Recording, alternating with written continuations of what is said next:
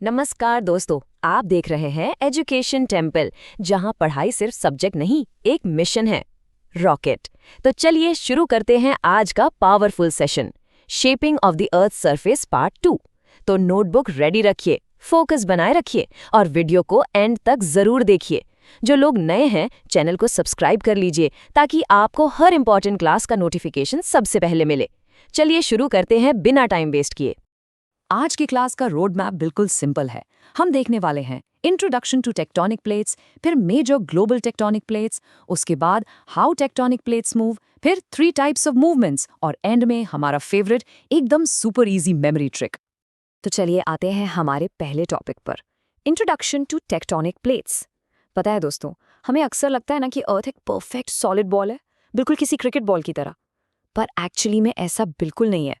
अर्थ ना एक epic cracked puzzle की तरह है। तो सबसे पहला और सबसे बड़ा सवाल जो दिमाग में आता है, और हाँ, आपके एग्जाम्स में भी जरूर पूछा जाता है कि व्हाट आर टेक्टोनिक प्लेट्स। ये टेक्टोनिक प्लेट्स आखिर होती क्या हैं?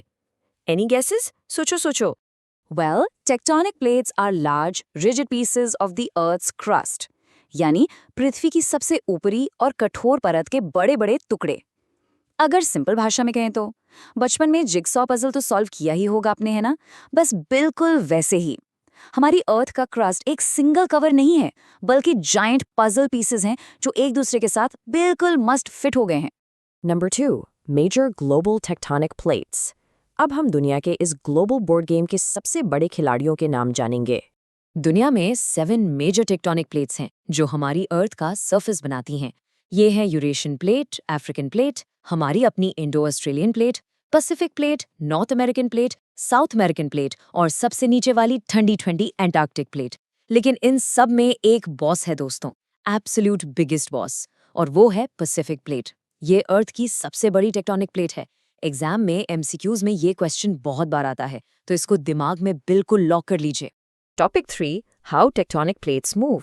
भाई, इन पजल पीसेस के नाम तो हमने जान लिए, पर एक बात बताओ, ये इतने बड़े करोड़ों टन भारी पत्थर के टुकड़े आखिर मूव कैसे कर लेते हैं? इनके पास कोई कार का इंजन तो लगा नहीं है, तो फिर चमत्कार क्या है? इसका आंसर छुपा है हमारी अर्थ के ठीक अंदर। मूवमेंट का राज है कि plates float on the semi molten mantle. Earth के हार्ड क्रस्ट के ठीक नीचे एक परत होती है जिसे मैंटल कहते हैं। ये मैंटल पूरी तरह सॉलिड नहीं होता और ना ही पूरी तरह लिक्विड। ये सेमी मोल्टन होता है, जैसे एकदम गाढ़ी चाशनी या फिर आपका टूथपेस्ट। और हमारी ये हेवी प्लेट्स इसी सेमी मोल्टन लेयर के ऊपर फ्लोट करती हैं, तैरती हैं। ये मूवमेंट बहुत स्लो होता है, इतना स्लो कि आपको फील तक नहीं होगा, पर ये कंटिन्यूअसली चलता रहता है। अब भले ही ये मूवमेंट स्लो हो, ठीक वैसे ही जैसे हमारे एग्जाम की तैयारी स्टार्ट होती है, पर इसका रिजल्ट काफी एपिक होता है दोस्तों। मिलियंस ऑफ ईयर्स में ये स्लो मूवमेंट्स अर्थ पर मेजर चेंजेस लाते हैं, जैसे लैंडफॉर्म्स यानी भूआकृतियों का बनना, बड़े बड़े अर्थक्वेक्स आना और डेंजरस वॉल्केनोस का फटना। ये सब इन्हीं तैरती हुई प्लेट्स का ही तो नतीजा है। चलिए अब आते हैं टॉपिक नंबर 4 पर, 3 टाइप्स ऑफ मूवमेंट्स। ये जो जाइंट पजल पीसेस हैं, ये आपस में 3 स्पेसिफिक तरीकों से इंटरैक्ट करते हैं। ये 3 टाइप्स हैं, डाइवर्जेंट मूवमेंट, कन्वर्जेंट मूवमेंट और ट्रांसफॉर्म मूवमेंट। गेट रेडी, क्योंकि अब हम इन तीनों को बिल्कुल क्रिस्टल क्लियर करने वाले हैं। ओके, सबसे पहले देखते हैं डाइवर्जेंट मूवमेंट। डाइवर्जेंट का सिंपल मतलब है अलग होना। जब 2 प्लेट्स एक दूसरे से दूर जाती हैं तो उसे डाइवर्जेंट मूवमेंट कहते हैं। इसको एकदम रिलेट करके समझो, जैसे 2 बेस्ट फ्रेंड्स जिनका झगड़ा हो गया हो और वो स्कूल ग्राउंड में एक दूसरे से ऑपोजिट डायरेक्शन में मुंह फुला के दूर जा रहे हों। बिल्कुल वैसे ही ये प्लेट्स एक दूसरे से दूर खिसकती हैं। और जब ये 2 प्लेट्स दूर जाती हैं तो इनके बीच में जगह बन जाती है, जहां से अर्थ के अंदर का मैग्मा बाहर आके ठंडा होता है। इसका नतीजा क्या होता है? न्यू क्रस्ट इज फॉर्म्ड, नई जमीन बनती है। इससे अंडर वाटर वोल्केनिक एक्टिविटी होती है और रिफ्ट वैलीज बनती हैं। इसका एक क्लासिक एग्जाम्पल है ओशन के अंदर बनी मिड अटलांटिक रिज। नेक्स्ट है कन्वर्जन मूवमेंट। कन्वर्जन का मतलब है पास आना और टकराना। Plates move towards each other and collide. ये बिल्कुल वैसा ही है जैसे लंच ब्रेक में 2 छोटे भाई बहन कॉरिडोर में पूरी स्पीड में भागते हुए आते हैं और आपस में धड़ाम से टकरा जाते हैं। जब ऐसी मैसिव प्लेट्स टकराती हैं ना, तो उनका किनारा ऊपर की तरफ उठ जाता है। And guess what? उससे बनते हैं दुनिया के सबसे बड़े पहाड़, फॉर्म्स माउंटेन्स। साथ ही इससे अर्थक्वेक्स और वुल्केनोज भी आते हैं। पता है हमारे अपने माइटी हिमालय माउंटेन्स कैसे बने थे? इंडियन प्लेट और यूरेशियन प्लेट के इसी एपिक कन्वर्जेंट कोलिजन की वजह से ये दोनों प्लेट्स आपस में जोर से टकराईं और बूम, हिमालयाज खड़े हो गए। कैसी लगी ये स्टोरी? एक कंपैरिजन अपने दिमाग में बिठा लीजिए। डाइवर्जेंट में प्लेट्स अलग हो रही हैं, मूविंग अपार्ट, और नई क्रस्ट बन रही है। दूसरी तरफ कन्वर्जेंट में प्लेट्स पास आ रही हैं, मूविंग टुगेदर, और टकराकर माउंटेन्स बना रही हैं। ये डायरेक्ट एग्जाम में आ सकता है, ओके? अब आते हैं तीसरे टाइप पर, ट्रांसफॉर्म मूवमेंट। इसमें प्लेट्स ना तो दूर जाती हैं और ना ही आपस में फ्रंट से टकराती हैं, बल्कि ये एक दूसरे के बगल से ऑपोजिट डायरेक्शन में खिसक जाती हैं, just sliding past each other. इसे ऐसे समझो दोस्तों, जैसे आप कॉरिडोर में अपने किसी सुपर स्ट्रिक्ट टीचर के बगल से बिना टकराए चुपचाप शोल्डर अप करते हुए पतली गली से निकलने की कोशिश करते हो। अब इस स्लाइडिंग एक्शन का रिजल्ट क्या होता है? चूंकि यहाँ प्लेट्स सीधा टकरा नहीं रही और ना ही अलग हो रही हैं, तो कोई नई जमीन या पहाड़ नहीं बनता। No new crust is formed और डिस्ट्रॉयड। लेकिन जब ये खुरदुरी प्लेट्स एक दूसरे से रगड़ खाती हैं तो बहुत ज़्यादा फ्रिक्शन पैदा होता है, और जब ये अचानक से स्लिप होती है ना, तो आते हैं खतरनाक स्ट्रॉन्ग अर्थक्वेक्स। इसका सबसे बेस्ट और स्केरी एग्जाम्पल है सैन एंड्रियास फॉल्ट।